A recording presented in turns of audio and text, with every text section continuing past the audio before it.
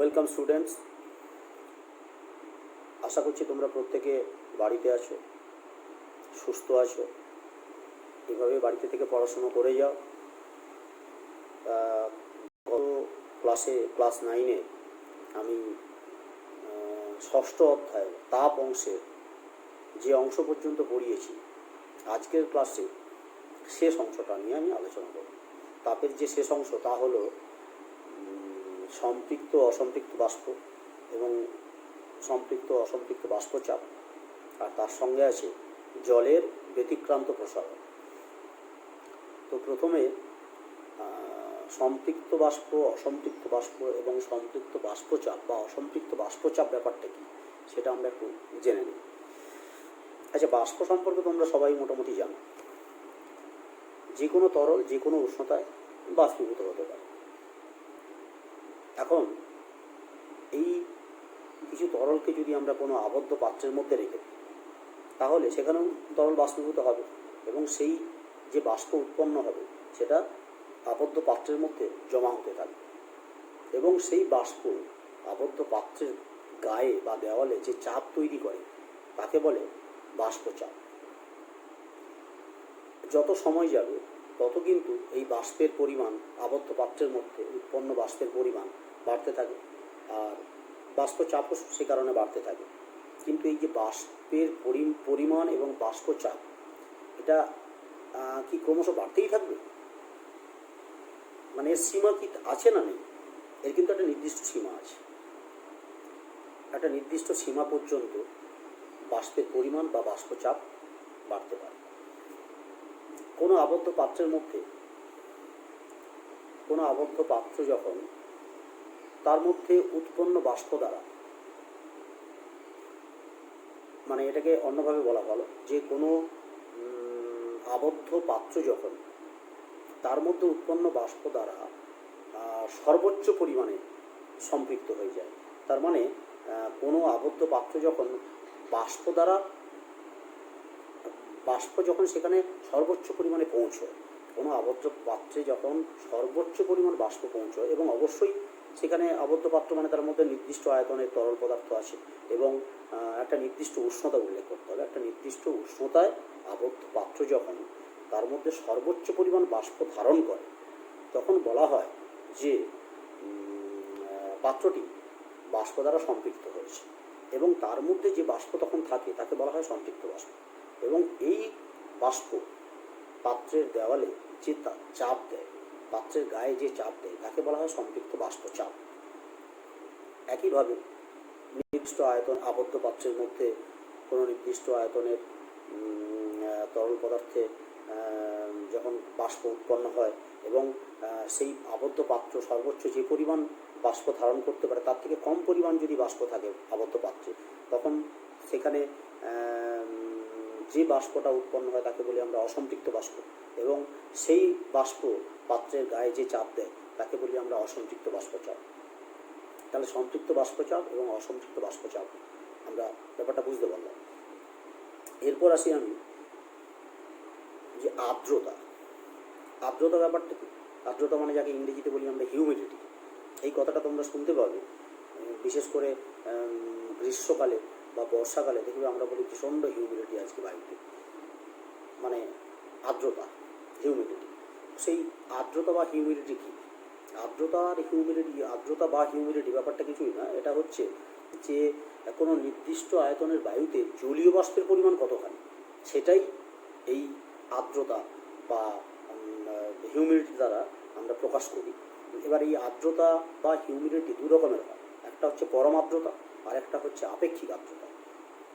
এই আপেক্ষিক আর্দ্রতা কতটা হবে, তার শতকরা ভাগ কতটা হবে, সেটার উপর নির্ভর করে যে আমাদের আর্দ্রতার জন্য কষ্ট হবে না আমরা স্বস্তিতে থাকব, নাকি আর্দ্রতার জন্য সেদিন বৃষ্টি হবে, ইত্যাদি ইত্যাদি। যেমন ধরো আমাদের স্বস্তিদায়ক আর্দ্রতার পরিমাণ হচ্ছে, আপেক্ষিক আর্দ্রতার পরিমাণ হচ্ছে 50 থেকে 60%। এর বেশি হলে কিন্তু প্রচণ্ড অস্বস্তি হয়। তো সেই জন্য এই আপেক্ষিক আর্দ্রতা জানাটা খুব দরকার। এবং এই আর্দ্রতা পরিমাণ থেকে আমরা কিন্তু বৃষ্টির পূর্বাভাস করতে পারি, যে সেদিন বৃষ্টি হবে কি হবে না ইত্যাদি ইত্যাদি। আর্দ্রতার পরিমাণ যদি খুব বেশি হয় তাহলে কিন্তু বৃষ্টিপাত ঘটে। আর এই আর্দ্রতা মানে আপেক্ষিক আর্দ্রতা, পরম আর্দ্রতা ইত্যাদি ব্যাপারগুলো আমি পরে স্লাইড শোর মাধ্যমে তোমাদের সংজ্ঞা আকারে দেখাবো। তো আর্দ্রতার ব্যাপারটা কিন্তু এরকম। এরপর আমি আসি যে শিশির। শিশির ব্যাপারটা, শিশির নামটাও তোমরা খুব, নামের সঙ্গে তোমরা সবাই পরিচিত। শিশির সাধারণত আমরা জানি শীতকালে দেখা যায়, শরৎকাল থেকে শীতকালের মধ্যে শিশিরটা পড়ে। আচ্ছা, শিশির ব্যাপারটা কি? দেখো, সাধারণ উষ্ণতায় কিন্তু কোনো নির্দিষ্ট আয়তনের বায়ু তার মধ্যে উপস্থিত জলীয় বাষ্প দ্বারা সম্পৃক্ত হয় না, সাধারণ অবস্থায় হয় না। রাতের বেলায়, রাত্রে যখন ভূপৃষ্ঠ তাপ বিকিরণ করে ঠান্ডা যায়, ভূপৃষ্ঠ তাপ বিকিরণ করে যখন ঠান্ডা হয়ে গেল, ভূপৃষ্ঠ সংলগ্ন যে বায়ুমণ্ডল সেও কিন্তু তখন ঠান্ডা হতে শুরু করে। যখন সেই বায়ুমণ্ডল ঠান্ডা হতে শুরু করে তখন বায়ুর আয়তন কিন্তু কমে যায়। বায়ুর আয়তন যখন কমতে শুরু করে তখন তার মধ্যে উপস্থিত জলীয় বাষ্প অনুপাতে বেড়ে যায়, এবং এইভাবে উষ্ণতা বা তাপমাত্রা কমতে কমতে, বায়ুমণ্ডলের উষ্ণতা বা তাপমাত্রা কমতে কমতে এমন একটা সময় আসে যখন কোনো নির্দিষ্ট আয়তনের বায়ু একটা নির্দিষ্ট উষ্ণতায় তার মধ্যে উপস্থিত জলীয় বাষ্প দ্বারা সম্পূর্ণরূপে সম্পৃক্ত হয়ে যায়। এই যে সম্পৃক্ত হলো যে উষ্ণতায়, সেই উষ্ণতাকে বলছি আমরা শিশিরাঙ্ক। এবং এই নির্দিষ্ট উষ্ণতার নিচে যদি তাপমাত্রা নামতে শুরু করে তখন কিন্তু এই যে জলীয় বাষ্প ছিল সেগুলো ছোট ছোট জলবিন্দুর আকারে জমতে শুরু করে দেয়, এবং সেই যে ছোট ছোট জলবিন্দুর আকারে যেগুলো জমতে শুরু করলো তাকে বলি আমরা কি শিশির। তাহলে শিশির ব্যাপারটা বোঝা গেল, আর তার সঙ্গে শিশিরাঙ্ক। আমি পরে তোমাদের শিশিরাঙ্কের সংজ্ঞাটাও দেখাবো। তো এই গেল শিশির এবং শিশিরাঙ্ক। এরপর আমরা আলোচনা করছি যে কুয়াশা। আচ্ছা, কুয়াশা ব্যাপারটা তোমরা সবাই জানো, সবই একই ধরনের জিনিস। কুয়াশা ব্যাপারটা কি?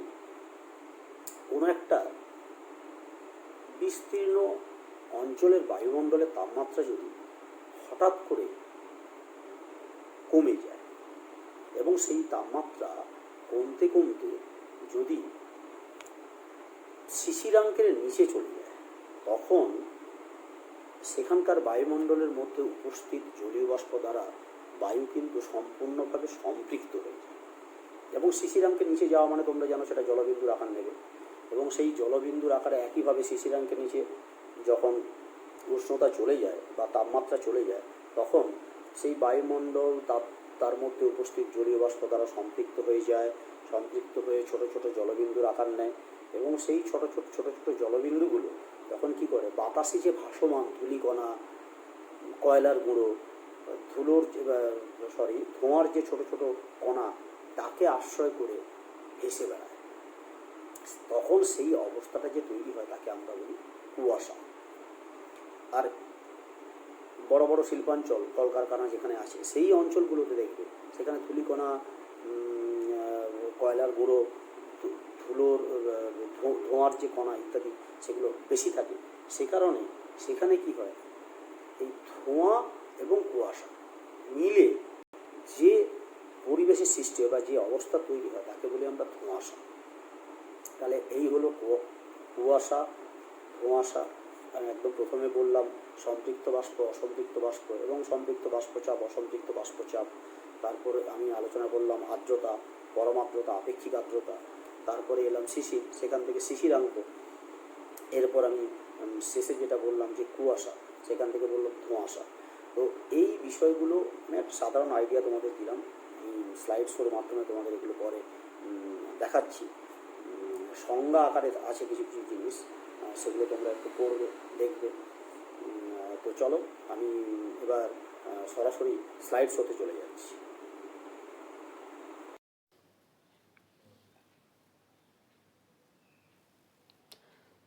তাহলে আজকের তোমাদের পাঠ হলো তাপ, অর্থাৎ একক তাপ, উপ-একক সম্পৃক্ত বাষ্প, অসম্পৃক্ত বাষ্প ও জলের ব্যতিক্রান্ত প্রসারণ। শ্রেণী অবশ্যই নবম। তা আমরা সরাসরি আজকের পাঠে চলে আসছি। আচ্ছা দেখো, এখানে যেটা প্রথমে জানতে হবে যে সম্পৃক্ত বাষ্প অসম্পৃক্ত বাষ্প এ সম্পর্কে আমি আলোচনা করলাম, তো সেগুলো সংজ্ঞা আকারে তোমাদের এখানে আমি লিখে দিয়েছি।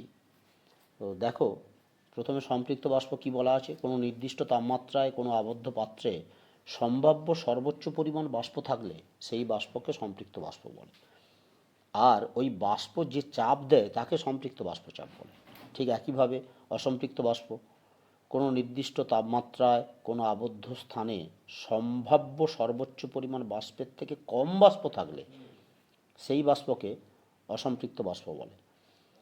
আর ওই বাষ্প যে চাপ দেয় তাকে অসম্পৃক্ত বাষ্পচাপ বলে। এরপর দেখো আর্দ্রতা। আচ্ছা, আর্দ্রতা দু রকম হয়, একটা হচ্ছে পরম আর্দ্রতা আর একটা হচ্ছে আপেক্ষিক আর্দ্রতা। পরম আর্দ্রতা দেখো আমি সংজ্ঞা লিখে দিয়েছি যে প্রতি ঘনমিটার বায়ুতে যত গ্রাম জলীয় বাষ্প থাকে তাকে পরম আর্দ্রতা বলে। প্রতি ঘনমিটার বায়ুতে যত গ্রাম জলীয় বাষ্প থাকে তাকে পরম আর্দ্রতা বলে। আর 2 নম্বর আপেক্ষিক আর্দ্রতা, কোনো নির্দিষ্ট তাপমাত্রা একটি নির্দিষ্ট আয়তনের বায়ুতে যে পরিমাণ জলীয় বাষ্প আছে এবং ওই তাপমাত্রায় ওই আয়তনের সম্পৃক্ত বায়ুতে যে পরিমাণ জলীয় বাষ্প থাকে, এই দুইয়ের যে অনুপাত সেই অনুপাতকে আপেক্ষিক আর্দ্রতা বলে। সংজ্ঞাগুলো তোমরা একটু তৈরি করবে। এরপরে আমি পরের পেজে চলে যাচ্ছি। আচ্ছা দেখো শিশির। আচ্ছা, শিশির সম্পর্কে তোমরা মোটামুটি জানো যে শিশির মূলত ভোরের দিকে পড়ে শিশির তৈরি হয়। তো সেই শিশির তৈরি হয় তখনই শিশিরাঙ্ক বলে একটা নির্দিষ্ট তাপমাত্রা থাকে, সেই তাপমাত্রার নিচে যখন উষ্ণতা চলে আসে, অর্থাৎ সেই নির্দিষ্ট উষ্ণতার নিচে উষ্ণতা চলে এলে বা সেই নির্দিষ্ট তাপমাত্রার নিচে তাপমাত্রা চলে এলে তখন কিন্তু শিশির জমে। তো সেই যে নির্দিষ্ট তাপমাত্রা তাকেই বলছি আমরা শিশিরাঙ্ক। তো শিশিরাঙ্কের সংজ্ঞাটা কি, যে তাপমাত্রায় কোনো নির্দিষ্ট পরিমাণ বায়ু তাতে উপস্থিত জলীয় বাষ্প দ্বারা সম্পৃক্ত হয় সেই তাপমাত্রাকে ওই বায়ুর শিশিরাঙ্ক বলে। আচ্ছা, এটা শিশিরাঙ্ক। এর আগের পেজে আমরা আর্দ্রতা বলেছিলাম। তো এই আর্দ্রতা দু রকম, পরম আর্দ্রতা আপেক্ষিক আর্দ্রতা, এটা আমি বলে রাখি। দেখো, আর্দ্রতা যত বেশি হবে তত কিন্তু আমাদের অস্বস্তি হয়। দেখবে এই গ্রীষ্ম থেকে বর্ষাকাল এই সময়টাতে বায়ুতে আর্দ্রতার পরিমাণ বেশি থাকে বলে আমাদের প্রচণ্ড পরিমাণে ঘাম হয় শরীরে, যে কারণে অস্বস্তি বাড়ে। তো আমাদের দেহের পক্ষে স্বাচ্ছন্দ্যকর যে আপেক্ষিক আর্দ্রতার মান সেটা কিন্তু 50 থেকে 60%। এর বেশি যদি হয় তাহলে আমরা কিন্তু অস্বস্তি বোধ করি। এটা আমি জাস্ট মনে পড়লো তাই বলে দিলাম এ প্রসঙ্গে।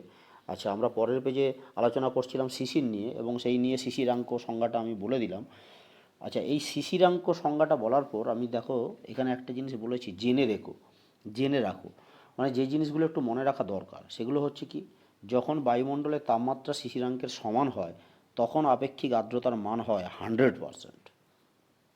2 নম্বর কি, বায়ুমণ্ডলের তাপমাত্রা শিশিরাঙ্কের ওপরে থাকলে শিশির পড়ে না। আমি বলেইছি একটু আগে যে বায়ুমণ্ডলের তাপমাত্রা যদি শিশিরাঙ্কের নিচে নামে তবেই শিশির পড়ে, আর তার ওপরে থাকলে কিন্তু শিশির পড়ে না। আর 3 নম্বর কি বলা আছে, যখন বায়ু সম্পূর্ণ শুষ্ক থাকবে, অর্থাৎ বায়ুতে উপস্থিত জলীয় বাষ্পের পরিমাণ শূন্য হবে, তখন কিন্তু আবার শিশিরাঙ্ক কথাটাই থাকবে না, তখন শিশিরাঙ্ক থাকবে না। এর পরের পেজে আসছি যে ভালো শিশির জমার শর্ত কী। ভালো শিশির জমার কতগুলো শর্ত আছে, যেমন দেখো প্রথম 1 নম্বর পয়েন্ট আমি বলেছি মেঘহীন আকাশ, মানে আকাশ যদি মেঘ মুক্ত থাকে অর্থাৎ পরিষ্কার আকাশ থাকলে শিশির কিন্তু ভালো হয়, ভালো পড়ে শিশির। কম বায়ু প্রবাহ, যদি বায়ু প্রবাহিত কম হয়, মানে বায়ু যতটা স্থির হবে তত ভালো শিশির পড়বে। বায়ু প্রবাহের পরিমাণ বেশি হলে কিন্তু শিশির কমে যায়, শিশির পড়ার পরিমাণ কম হয়। আচ্ছা, বায়ুর আর্দ্রতা বেশি, বায়ুর আর্দ্রতা যদি বেশি হয় তাহলে শিশির বেশি পড়ে। তাপের ভালো বিকিরক অথচ কুপরিবাহী বস্তুর সান্নিধ্য, মানে যে সমস্ত বস্তুগুলো তাপের কুপরিবাহী অথচ তাপের ভালো বিকিরক সেই বস্তুগুলোর গায়ে দেখবে শিশির বেশি করে জমে। আচ্ছা, 5 নম্বর কি বলা আছে, ভূপৃষ্ঠের কাছাকাছি বস্তুর উপস্থিতি, অর্থাৎ শিশিরটা তো মূলত ভূপৃষ্ঠের কাছাকাছি জমে, তাই ভূপৃষ্ঠের কাছাকাছি বস্তুর উপস্থিতি যত বেশি হবে সেখানে শিশির তত বেশি জমবে। আচ্ছা, এরপর আমরা আলোচনা করব জলের ব্যতিক্রান্ত প্রসারণ নিয়ে। জলের ব্যতিক্রান্ত প্রসারণ কথাটা মনে রাখতে হবে যে ব্যতিক্রান্ত, ব্যতিক্রান্ত কথাটা কোথা থেকে এসছে?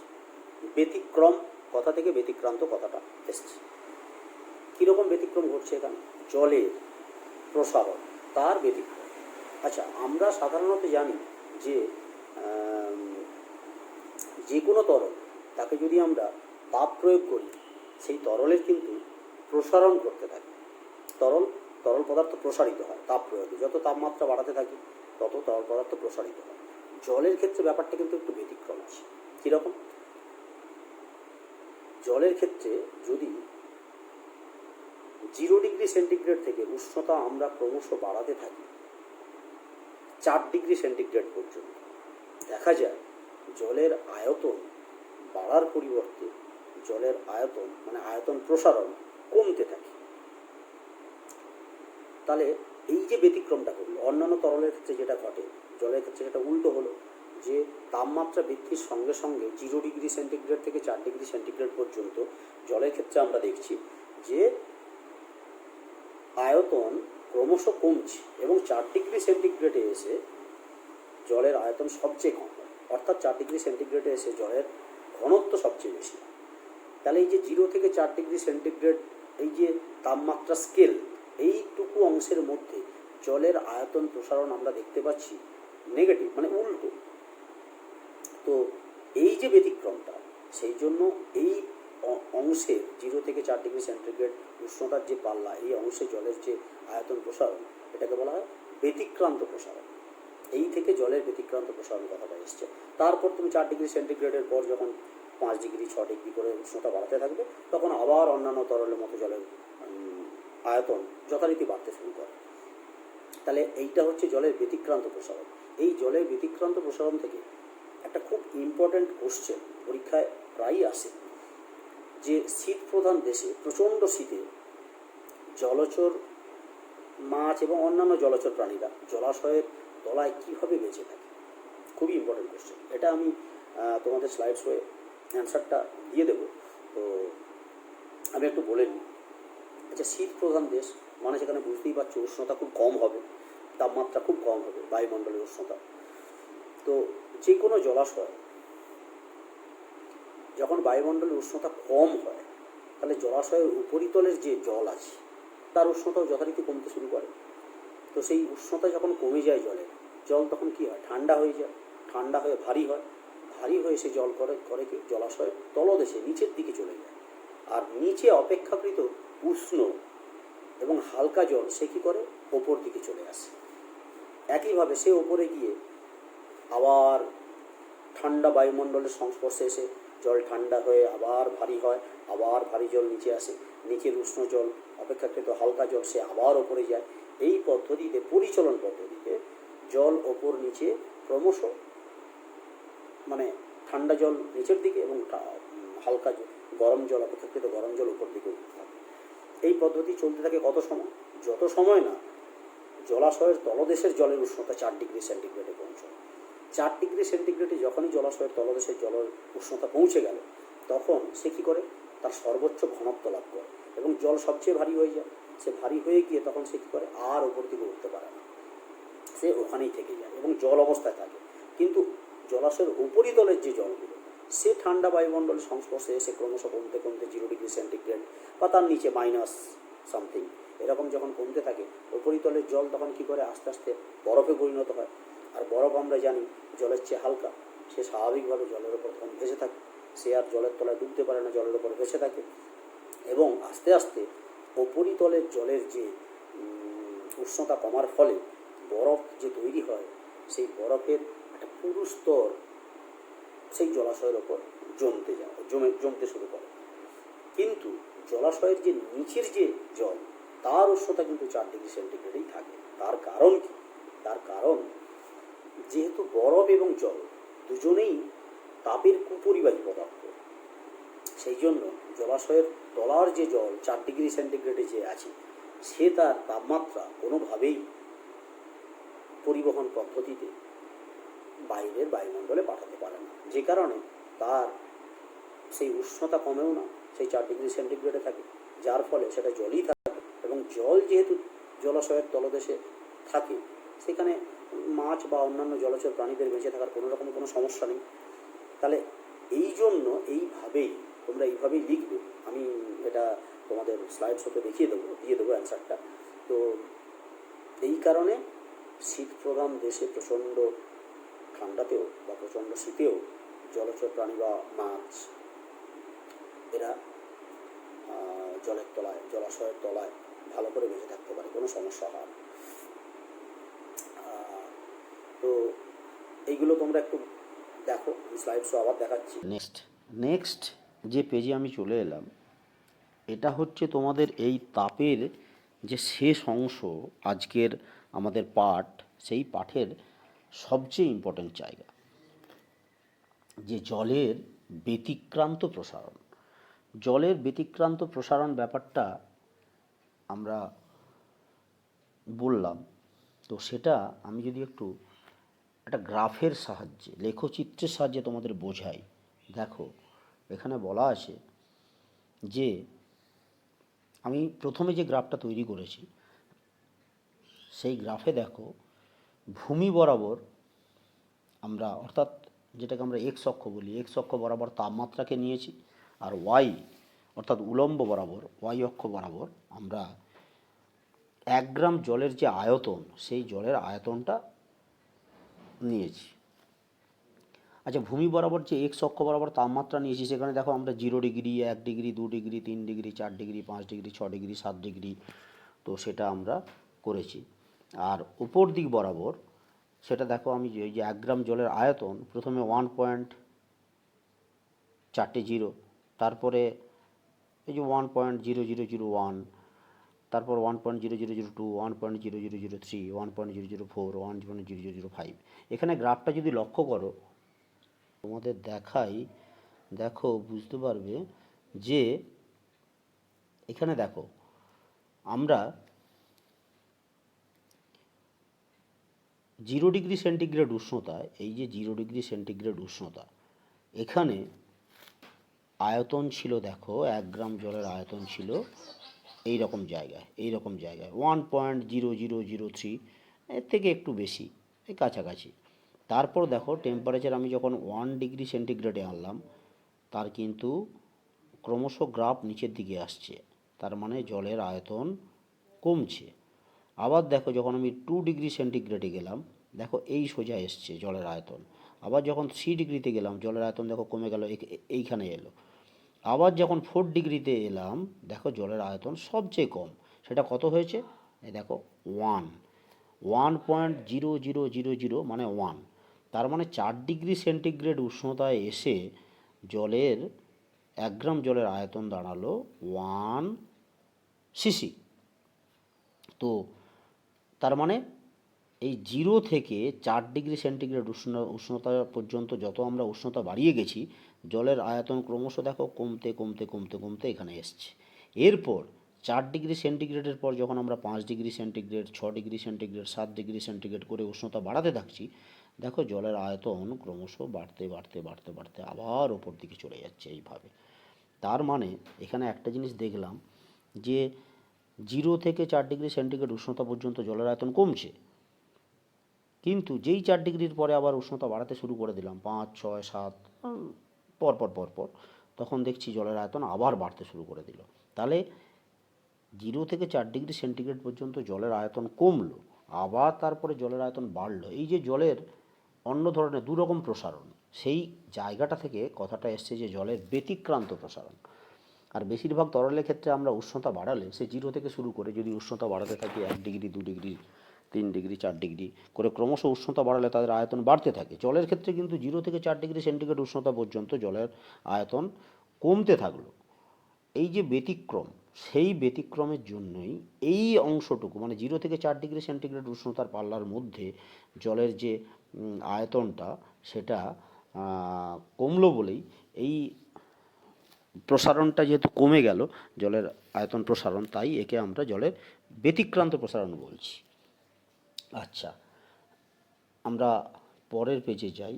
এখানে একই রকম আমরা তাপমাত্রাকে সেই এক্স অক্ষ বরাবর রেখেছি, কিন্তু ওয়াই অক্ষ বরাবর আমরা এখানে জলের ঘনত্বকে নিয়েছি। তো এখানেও দেখো সেই একইভাবে আমরা ওখানে আগের পেজে দেখেছিলাম, এই যে আগের পেজে দেখেছিলাম যে 4 ডিগ্রি সেন্টিগ্রেড উষ্ণতায় জলের আয়তন সবচেয়ে কম হয়েছে। তার মানে আমরা উল্টোটা বলতে পারি যে 4 ডিগ্রি সেন্টিগ্রেড উষ্ণতায় জলের ঘনত্ব সবচেয়ে বেশি। এই দেখো এখানে আমরা তাপমাত্রা এবং ঘনত্বকে নিয়ে যে লেখচিত্র অঙ্কন করেছি, সেখানে তুমি দেখো 1 ডিগ্রি সেন্টিগ্রেড, এই যে 1 ডিগ্রি সেন্টিগ্রেড উষ্ণতা, সেখানে জলের ঘনত্ব ছিল এরকম জায়গায়। আবার 2 ডিগ্রি সেন্টিগ্রেড জলের ঘনত্ব বাড়ছে, এই যে এখানে এলো ধরো। আবার 3-এ জলের ঘনত্ব বাড়ছে। 4 ডিগ্রি সেন্টিগ্রেড উষ্ণতায় দেখো জলের ঘনত্ব সর্বাধিক। আবার যখন 5-এ গেলাম জলের ঘনত্ব কমছে, 6-এ যাচ্ছি জলের ঘনত্ব কমছে। এরকম করে করে করে 0 থেকে 4 ডিগ্রি সেন্টিগ্রেড উষ্ণতা পর্যন্ত জলের ঘনত্ব এরকম করে বেড়েছে। কিন্তু যেই আবার 4-এর পর আমরা উষ্ণতা বাড়াতে শুরু করেছি, জলের ঘনত্ব কমতে শুরু করে দিয়েছে। তাহলে এই গেল জলের তাপমাত্রা এবং ঘনত্বের যে ঘনত্বকে নিয়ে যে লেখচিত্র অঙ্কন করি সেই অংশটা। তাহলে এগুলো তোমরা একটু ভালো করে দেখবে। পরের পেজে আমি দেখি আমি কতগুলো জিনিস এখানে লিখে দিয়েছি যেগুলো মনে রাখার মতো বিষয়। আমি লিখে দিয়েছি, দেখো মনে রাখার মতো বিষয় যে 4 ডিগ্রি, তাহলে এখান থেকে আমরা কি জানলাম? জলের ব্যতিক্রান্ত প্রসারণ, এই ব্যাপারটা থেকে আমরা কি কি জানলাম? যে 4 ডিগ্রি সেন্টিগ্রেড তাপমাত্রায় জলের আয়তন সবচেয়ে কম হয়। পরের যে পয়েন্ট সেটা হচ্ছে কি বলেছি, 4 ডিগ্রি সেন্টিগ্রেড তাপমাত্রায় জলের ঘনত্ব তার মানে সর্বাধিক হয়। তারপরের পয়েন্ট কি বলছি, যে 0 ডিগ্রি সেন্টিগ্রেড থেকে 4 ডিগ্রি সেন্টিগ্রেড তাপমাত্রার মধ্যে জলের এই ভিন্ন ধরনের প্রসারণকে জলের ব্যতিক্রান্ত প্রসারণ বলে, এটা আমি আগেই বললাম। আর লাস্ট পয়েন্ট আমি কি বলেছি, যে 0 ডিগ্রি সেন্টিগ্রেড থেকে 4 ডিগ্রি সেন্টিগ্রেড পর্যন্ত জলের আয়তন প্রসারণ গুণাঙ্ক ঋণাত্মক। 0 ডিগ্রি সেন্টিগ্রেড থেকে 4 ডিগ্রি সেন্টিগ্রেড পর্যন্ত জলের আয়তন যেহেতু কমে যায়, তাই বলা হয়েছে আয়তন প্রসারণ গুণাঙ্ক ঋণাত্মক হয়। আয়তন প্রসারণ গুণাঙ্ক ব্যাপারটা কি সেটা আমি তোমাদের মানে এই মুহূর্তে বলছি না, তার কারণ এটা হচ্ছে ক্লাস 10-এ তোমাদের আছে। ক্লাস 10-এ যে তাপের ঘটনাসমূহ আছে, সেখানে তোমরা এই আয়তন প্রসারণ গুণাঙ্ক ব্যাপারটা কি সেটা জানতে পারবে। আচ্ছা, এরপর আমি পরের পেজে যাচ্ছি। পরের পেজে দেখো একটা আমি খুব ইম্পর্ট্যান্ট একটা জিনিস, দেখো এটা, এই জিনিসটা আমি বইয়ের পেজ থেকে তোমাদের স্ক্যান করে এখানে আপলোড করে দিয়েছি। তো সেটা হচ্ছে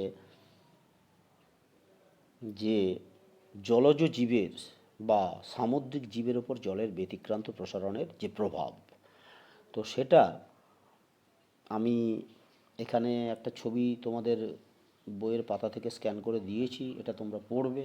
এটা খুব ইম্পর্ট্যান্ট, এখান থেকে কোশ্চেন আসে পরীক্ষায়। যে কোশ্চেন এইভাবে আসে যে শীতপ্রধান দেশে প্রচণ্ড শীতে জলচর প্রাণীরা, অর্থাৎ মাছ এবং অন্যান্য জলচর প্রাণীরা কীভাবে বেঁচে থাকে, এই ধরনের একটা কোশ্চেন পরীক্ষায় আসে প্রায়।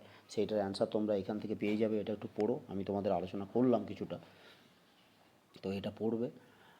আর এরপর যেটা এই চ্যাপ্টার থেকে সম্ভাব্য যে কোশ্চেনগুলো হতে পারে, আমি সেরকম একটা টাইপ তোমাদের করে দিয়েছি, লিখে দিয়েছি, কোশ্চেনগুলো দিয়ে দিয়েছি, তোমরা এগুলো একটু দেখবে।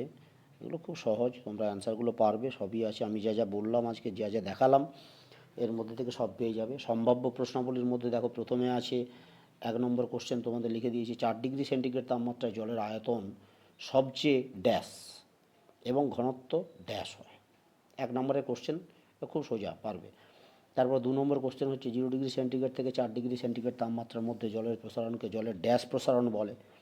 3 নম্বর কোশ্চেন শিশিরাঙ্ক কাকে বলে, এটাও আমি আগে বলে দিলাম বা এখানে করেও দিয়েছি। 4 নম্বর দেখো আপেক্ষিক আর্দ্রতা কাকে বলে, এটাও আমার এখানে করা আছে স্লাইডে।